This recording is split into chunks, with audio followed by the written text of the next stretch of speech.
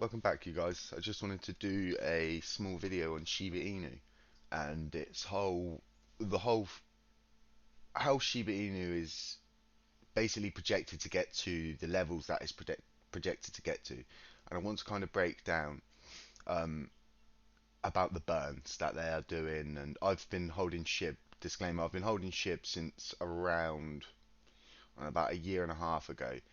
And guys, all I can say is I've not really ever made anything good off of it. It's always just been sort of like a little bit here, a little bit there, nothing great. Just buying into it. A lot of the major influencers on crypto and in crypto, I don't think any of them will not say to you guys, Shiba Inu is going to blow up. It's going to do this. It's going to do that. Shibarium's coming. Robin Hood listing's going to send us to the moon, guys. What did the Hood listing do? Absolutely nothing.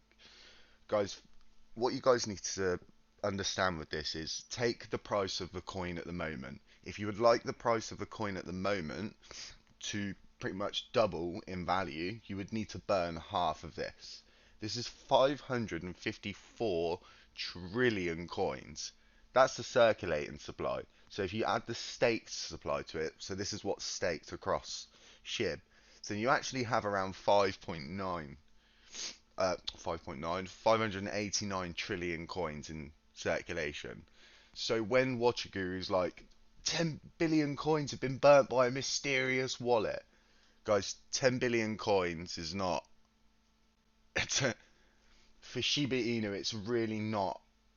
It's nothing. It's not even a drop for the bucket that's inside the bigger bucket. It's just we have such a long way to go, and they're saying that Shibarium will have burn mechanisms. And guys, they've promised things for so long, and I don't want people to get false hopes or anything like that. I want you guys to see both sides of the story, like I tell you guys with Luna. There could be a fork, or there could be a burn, or there's likely to be both. Either way, Luna will end up burning, and they are already burning it. So then you take, for example, the max supply of 6.5 trillion coins. So say they burnt 10 billion coins from that supply, that would be a drop in the bucket. It would be a lot more than a drop in a bucket, because 589 trillion coins is such an unfathomable number to think about inside your brain. It is huge. And the burns have been going on for ages, and even with the burn portal open, they've basically said, oh, burn your coins and we'll reward you with some more coins, which is just, it's unfair at this point that they're pretty much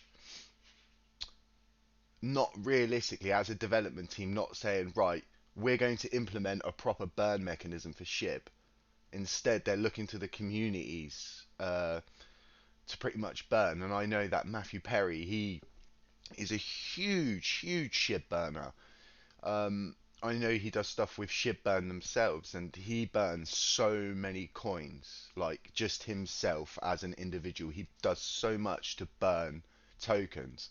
And Watcher Guru's never ever got on top of Matt and said, look, there's Matthew Perry, he's a big supporter of Shib, and he's burning this many tokens. Instead, you just get the, oh, 10 billion tokens were burnt from an anonymous wallet, and it really is just a drop of a drop in the bucket. That's inside the bucket. That's inside the bath. So at the rate that we're burning, it's going to take a real long while. But who knows what the Shib team has ahead of us. And with the land sales, I'm unsure at this point if they've actually all finished now. And if they managed to sell every piece of land that they had available. Is this going to work?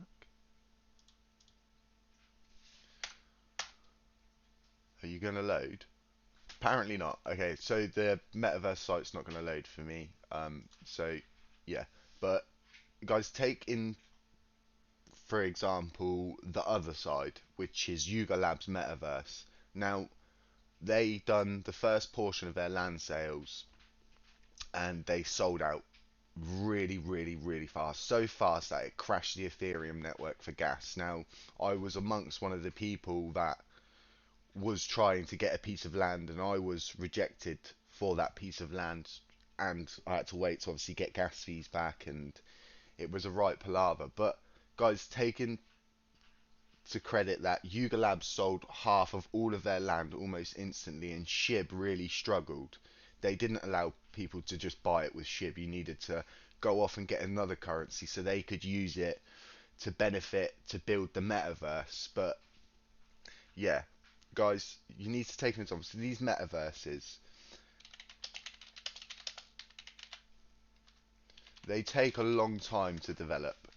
So Elder Scrolls Online took the development team about 7 years from start to finish, and that's not to say if they used pre-packed assets from like older games and just sort of like re-rendered them and went along that route. But um, game development takes ages, guys. There is so much work that goes into it, into everything. Like I've spent around a year and a half developing a small Game Boy game on a program called GB Studio. Now, just making a sprite to walk around your game, it takes ages. It takes around 3 hours to make a very, very decent moving sprite that looks right, the pixels are set into place, and then just writing code alone. It took my friend who's has around 15, 16 years in the gaming industry. He's worked on games like Fable. It took him around 3 to 4 weeks to write a code for basically automated AI in the game.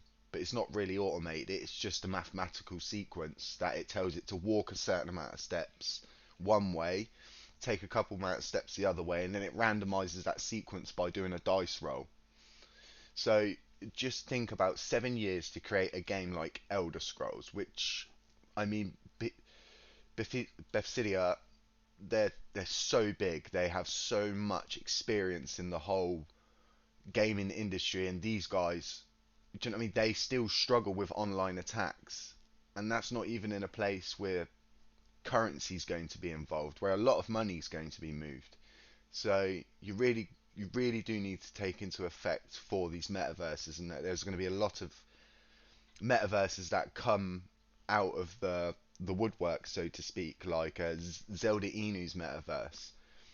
Guys, you've got to remember that these things take serious amounts of money and serious amounts of people, time, and dedication to get something like this up and running. And I know that the other side have actually released footage of their other side metaverse, and it looks amazing. I mean, you're running around as one of these bored ape characters, and it just looks amazing. The graphics, the engine, it all looks great. But Shib's still yet to provide us with even a gameplay demo. And now they'll say to everyone, oh, well, do you know what I mean? We don't want to tell people too much stuff and let too much stuff off. But honestly, guys, at this point, I feel like we need some kind of serious transparency from the team.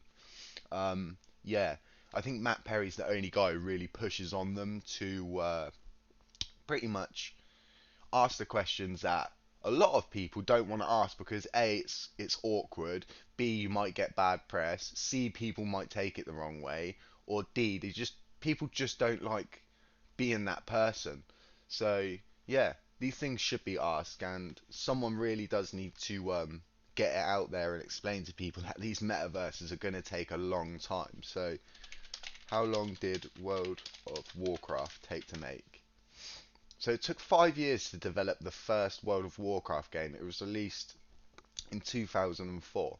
It took around 4 to 5 years, and that is, do you know what I mean? That's probably like, it's an MMORPG. Now these have been around for a long time now, since I was very young, RuneScape and all these kinds of stuff. But they take a very long time to develop. So yeah, guys, let me know what you think. Let me know if you guys believe that Shib is gonna absolutely explode and go to the moon in the next week, or yeah, do you guys think that now, seeing that there is 589 trillion coins in circulation, and to literally make this value double instantly, you would need to burn half of the total supply.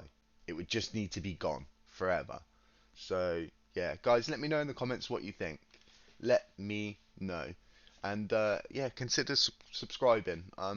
Consider coming back, and I'll keep providing these updates. I'll ask the questions that shouldn't be asked, and I'll sort of poke and prod at things that probably shouldn't be poked and prodded at. But we're here to ask questions. We're not here to sit on the sideline. We're here to ask questions. We're here to find out answers. Guys, have a lovely weekend. Thanks for tuning in. Bye bye.